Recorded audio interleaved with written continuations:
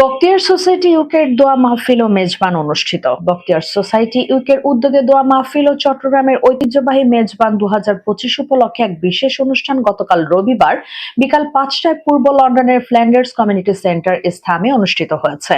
অনুষ্ঠানের সভাপতিত্ব করেন সংগঠনের চেয়ারম্যান মোহাম্মদ আসলাম। পবিত্র কোরআন তেলাওয়াতের মাধ্যমে সূচনা করেন হাফেজ হাসান গনি। অনুষ্ঠানটি যৌথভাবে সঞ্চালনা করেন উপদেষ্টা জাবের বিএসসি ও সেক্রেটারি আব্দুল আওয়াল। শুভেচ্ছা বক্তব্য দেন সিনিয়র উপদেষ্টা আলহাজ আব্দুল মোতালিব। ওমানে বাংলাদেশি মালিকানাধীন গালফ এক্সচেঞ্জ দিচ্ছে সেরা রেট। দেশে প্রিয়জনের কাছে টাকা পাঠাতে আজই যোগাযোগ করুন আপনার নিকটস্থ গালফ এক্সচেঞ্জে। গালফ এক্সচেঞ্জ, বাংলাদেশিদের প্রিয় এক্সচেঞ্জ। অনুষ্ঠানের প্রধান আলোচক ছিলেন মাওলানা মোস্তফিজ রহমানী। চ্যানেল এস টিভি এবং বিশেষ ওয়াজ পেশ করেন ইমাম আবু ওবাইদা জাকারিয়া। শিশু কিশোরদের অংশগ্রহণে হামদ নাত ও কোরআন তেলাওয়াত প্রতিযোগিতা অনুষ্ঠিত হয়। শেষ পর্বে প্রবাসী মুরব্বীদের আত্মার মাগফিরাত এবং বিশ্ব মুসলিম উম্মার শান্তি কামনায় বিশেষ দোয়া করা হয়। অনুষ্ঠানের সংগঠনের নেতৃবৃন্দ ও বিশিষ্ট অতিথিবৃন্দ উপস্থিত ছিলেন। অনুষ্ঠানের দ্বিতীয় পর্বে পরিবেশিত হয় চট্টগ্রামের ঐতিহ্যবাহী মেজবান ও বিভিন্ন ধরনের পিঠা, যা অতিথিদের মধ্যে ব্যাপক প্রশংসা পায়।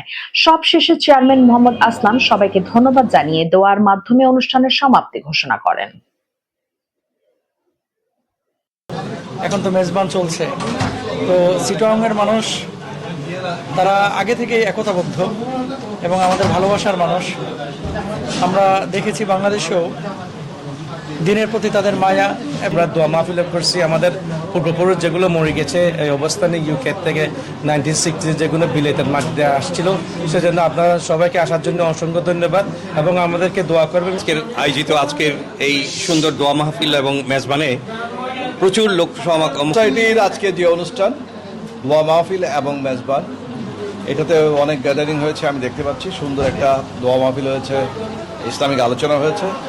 এখানে new generation coming to Bhakti Society UK and new Mezban and Dua Mahfil. I'm very Assalamu alaikum. I'm so happy to attend here, and we did reading surahs, received gifts, and I got a gift